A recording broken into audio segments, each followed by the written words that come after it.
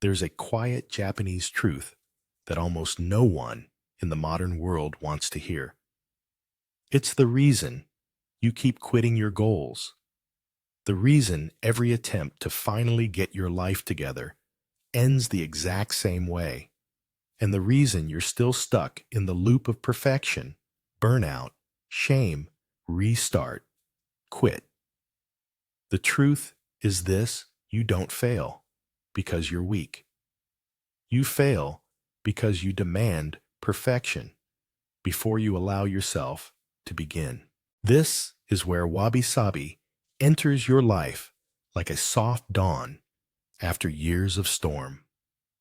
A philosophy so gentle you'd think it couldn't change you, yet so powerful it has rebuilt entire lives. And if you let it, it will rebuild yours.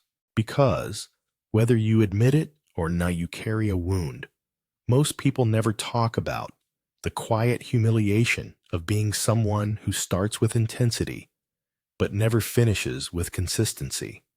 You make plans. You set massive goals.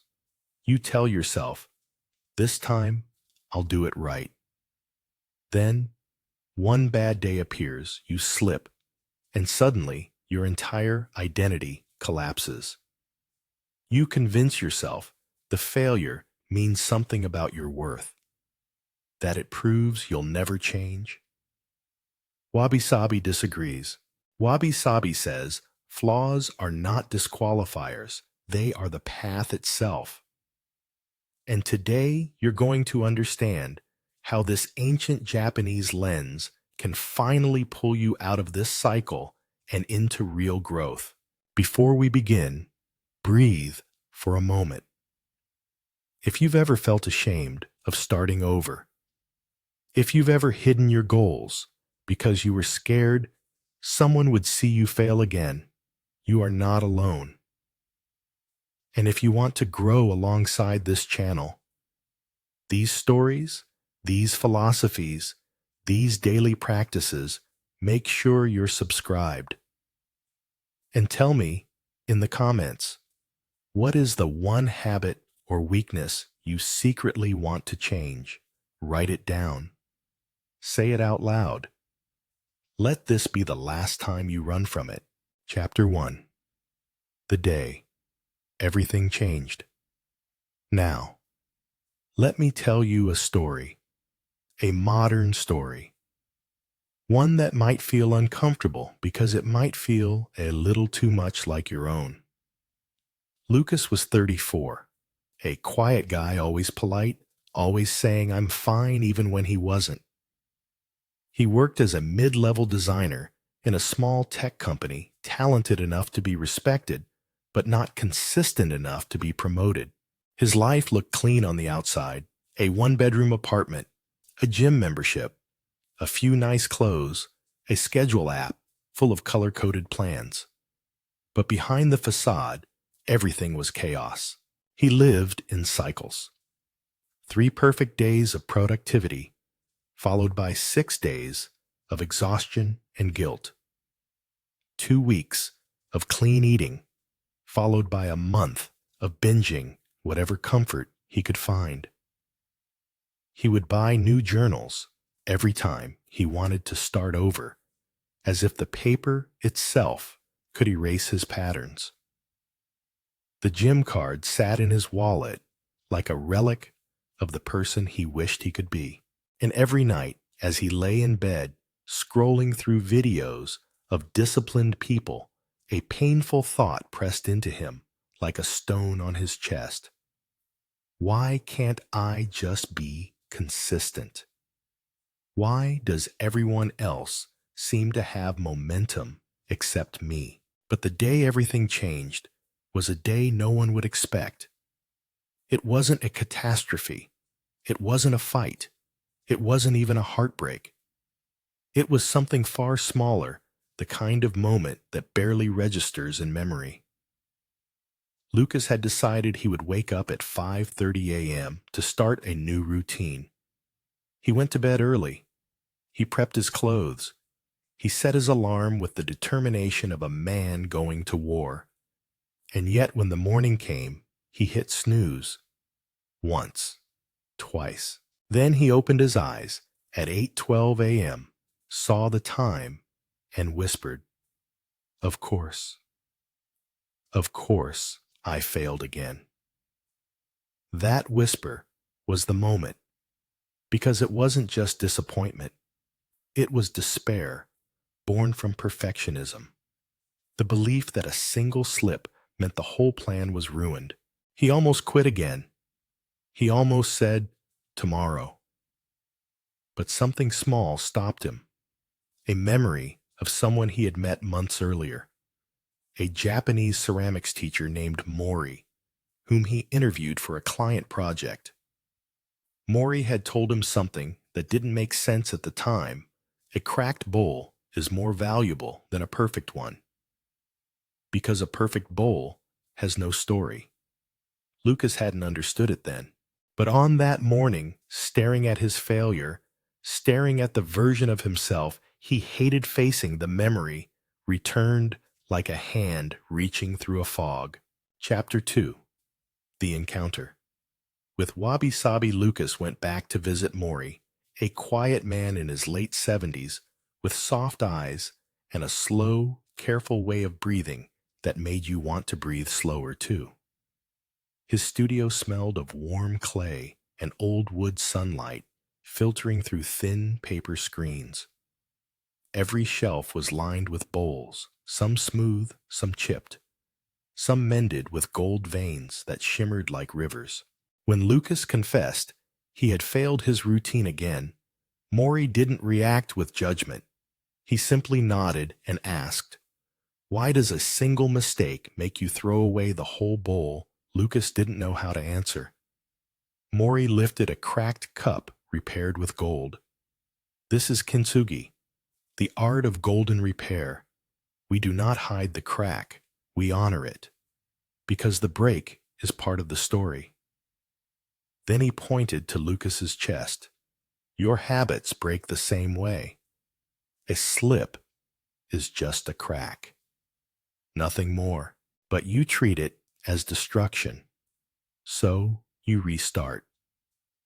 And restart and restart. This is why you never grow. You chase perfection, not progress." Lucas felt something heavy dissolve in his chest. For the first time, someone was telling him that imperfection wasn't proof he was broken. It was proof he was human. Mori gently placed the cup into Lucas's hands. It was warm, textured, slightly uneven. Nothing like the mass-produced perfection he was used to.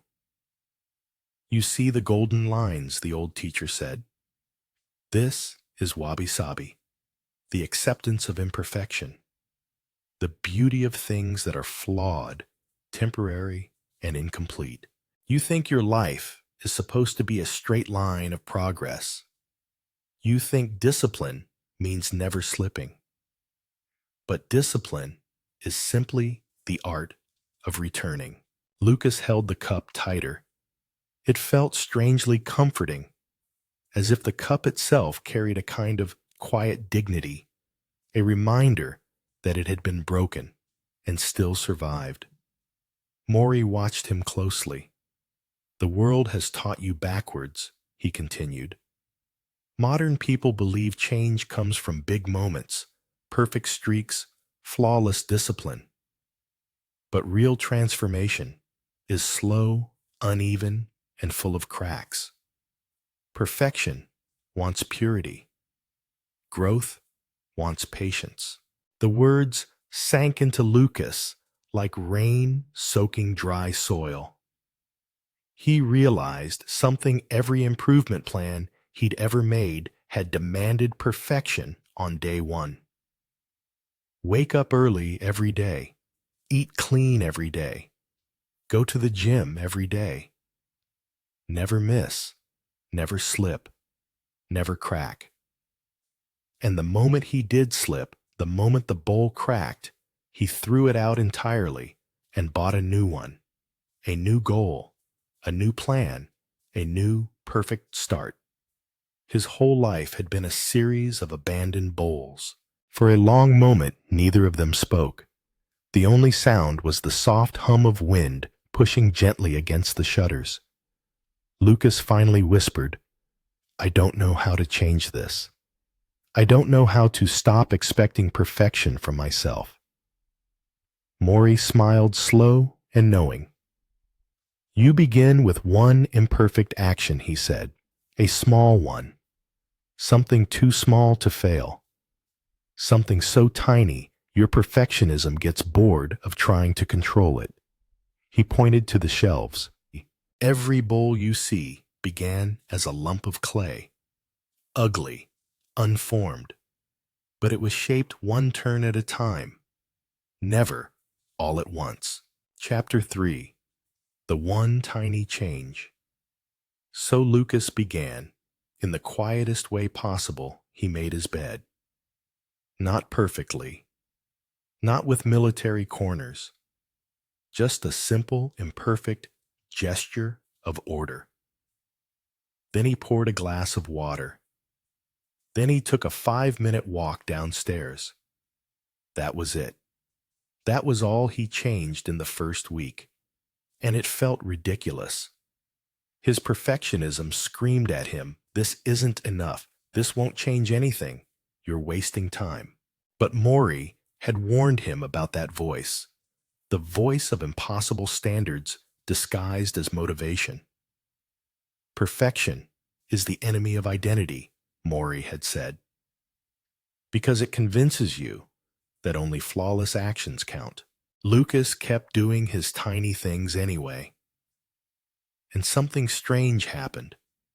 The days started feeling lighter, not because the habits were big, but because they were doable, so doable that even on his worst days, he didn't fail them. And the brain loves not failing. Neuroscience calls it evidence of self-efficacy. Maury simply called it proof of return. Whatever the name the effect was, the same with each tiny action, Lucas was quietly shifting who he believed himself to be. He didn't say, "I'm trying to become disciplined." He began whispering, "I am a person who does small, steady things."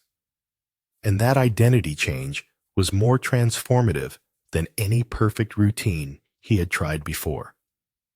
Because your brain doesn't care about your intentions, it cares about your patterns. And Lucas was building patterns he could sustain. Chapter 4. The Inevitable Fall. But life, of course, doesn't let you walk a clean, straight line for long.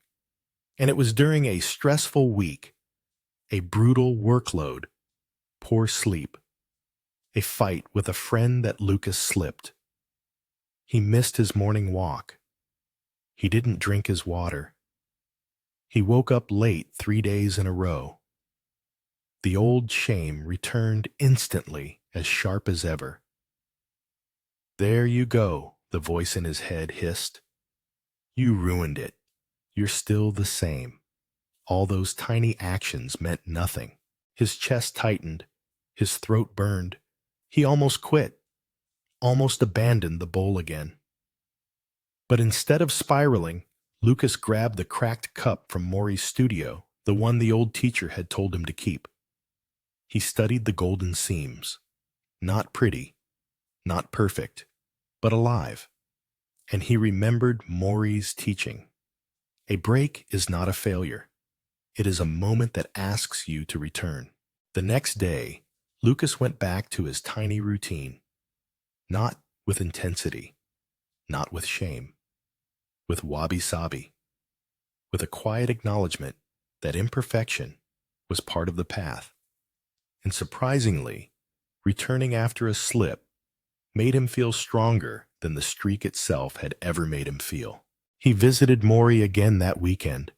The old man listened carefully, eyes warm. "Good," Maury said softly. "Now, you understand the heart of Wabi-Sabi. A perfect bowl teaches you nothing. A repaired bowl teaches you resilience. Then he leaned closer. Every time you return, after slipping, you place a golden line inside your identity. And over years, you become someone unbreakable. Not because you never fall, but because you always rise. Lucas realized then that Wabi-Sabi wasn't just about pottery. It was a blueprint for human change. A way to stop chasing flawless transformation and finally start living as someone who grows through imperfection, not despite it. Chapter 5. The Slow Rebuilding. From that point forward, Lucas stopped fantasizing about perfect mornings and flawless streaks. He let go of the fantasy version of himself, the one who would suddenly wake up one day with endless motivation and monk-like discipline.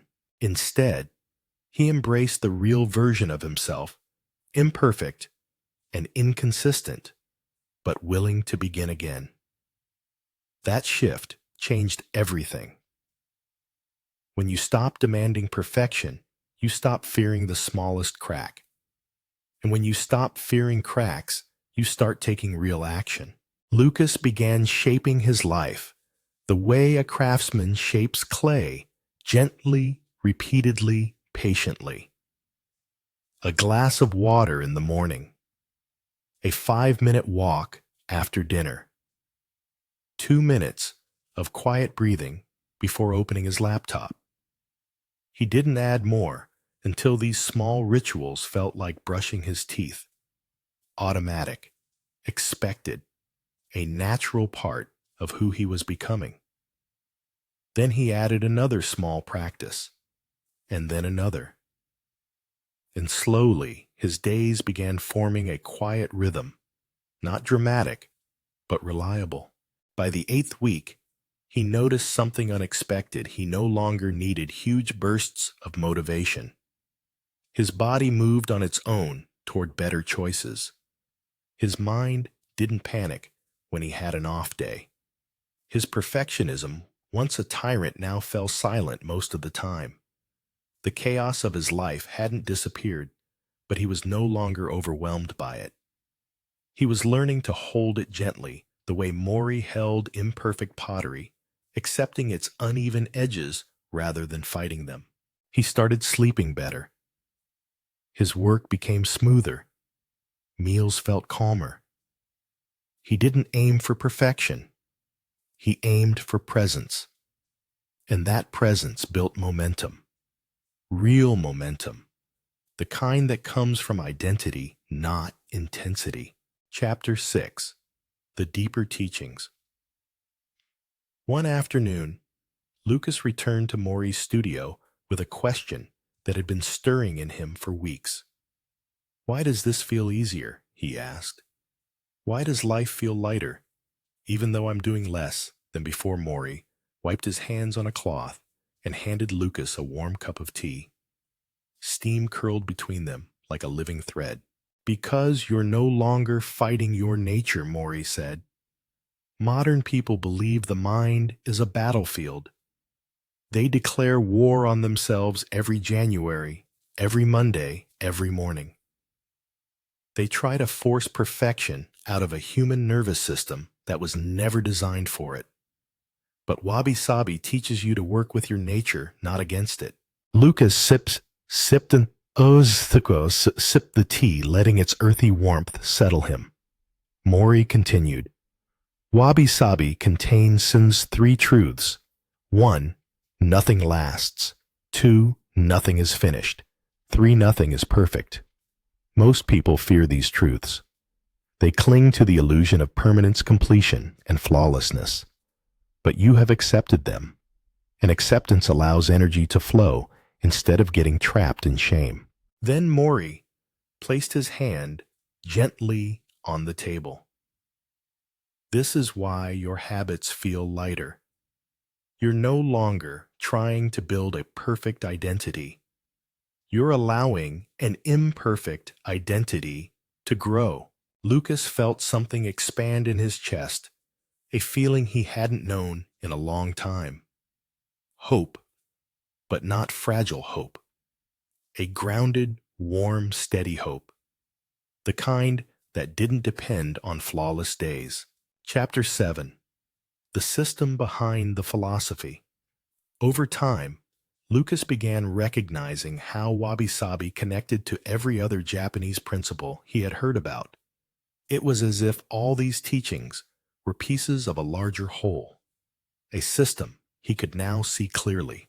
Ikigai, your reason for waking up. Kaizen, your method. Tiny consistent steps. Harahachibu, your boundaries, moderation, not deprivation. Wabi-Sabi, your compassion, accepting imperfection. Gambaru, your perseverance, staying in the fight.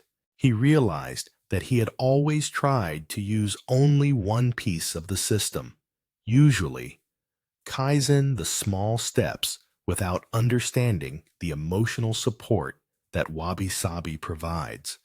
Without Wabi-Sabi, Kaizen becomes punishment. Without Wabi-Sabi, Gambaru becomes burnout. Without Wabi-Sabi, Ikigai becomes perfectionistic pressure. Wabi-Sabi wasn't a minor addition. It was the glue, the stabilizer, the reason the system works. Because no human being can grow if they fear every mistake. And no identity can shift if every crack becomes a reason to quit. Lucas began writing small reminders on sticky notes around his apartment. Return. Imperfect counts. One tiny action. Golden repair. It wasn't aesthetic. It wasn't Instagram worthy. It was practical. And it worked. Chapter 8. The years later.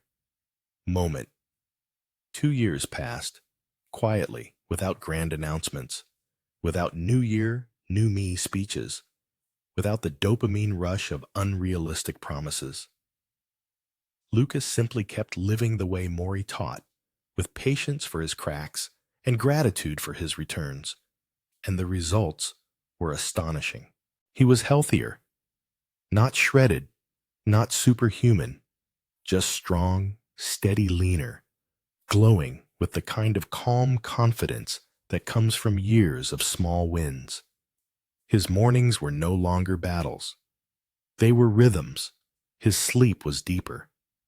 His work had improved so much that he was promoted not because he became a productivity machine, but because he became reliable.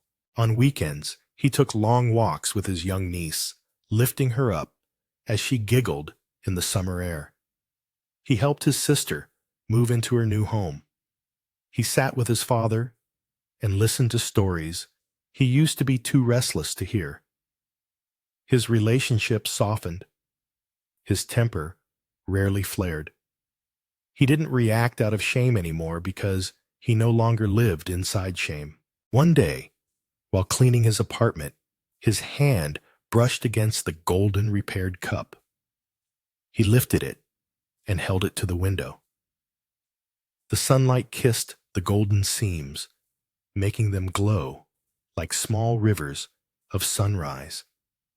And he realized something profound. This cup is my life. I used to try to hide my cracks. Now I honor them. And because of that, I've become someone I never believed I could be. Lucas smiled. Not a dramatic smile. A small, grateful one. The kind that comes from a deep truth settling in. I am not perfect, but I always return. Now I need you to step into the story. Not as an observer. Not as someone watching from a distance. But as the person this has always been about. Because the truth is you are far more like Lucas than you want to admit. You struggle with the exact same enemy. The voice inside that demands perfection and then uses your humanity as evidence that you're a failure. You chase perfect mornings, perfect routines, perfect streaks. And when you inevitably slip, because you are human, you crumble. You call yourself weak. You abandon your plan. You restart, restart, restart, until restarting becomes your whole identity. You're not broken. You're just operating under a system that was never designed for real human beings. Perfection is a fantasy. Completion is an illusion. And the sooner you accept that your life will always contain cracks, the sooner you can begin the golden repair that turns those cracks into strength. So let me speak to you now directly, firmly, but with care. You've been living with a belief that's poisoning your growth. The belief that unless you can do everything perfectly, you shouldn't do it at all. And that belief has robbed you of years, maybe decades. Every time you tried to change, you aimed for an entirely new life overnight. And every time you failed, you didn't forgive the slip. You took it as proof that you are the slip, that you are inconsistency, that you are weakness. But Wabi-Sabi says otherwise. Wabi-Sabi says you are a bowl that can be repaired, a mind that can be rewired, a heart that can be softened, a life that can evolve imperfectly, patiently, beautifully. And maybe no one has ever told you this, but you don't need to become a perfect person to become a disciplined one. You just need to become someone who returns. Chapter 10. The challenge that changes everything. So, here is what I want you to do. Not tomorrow, not Monday, not next month. Today. Before your perfectionism wakes up and tries to negotiate with you. Choose one tiny microscopic habit that feels almost too small to matter. The smaller it is, the more powerful it becomes.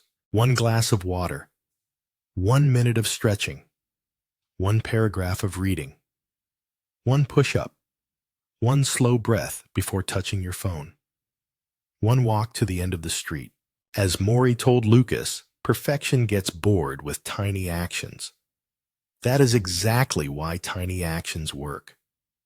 They bypass the part of your brain that panics at the thought of long-term change. They slip under the radar. They build identity quietly. And identity, not motivation, is what sustains momentum.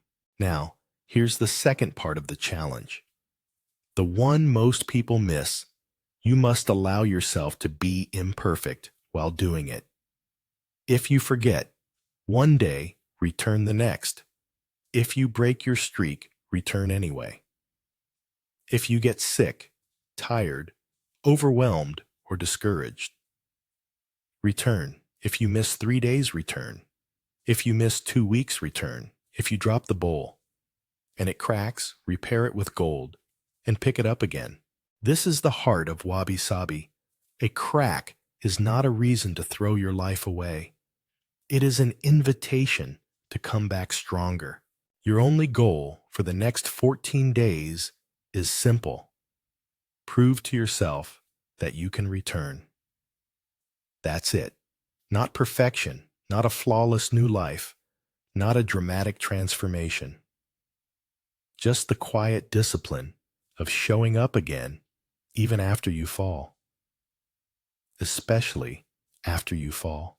If you do this, if you return every time, something will shift deep inside you.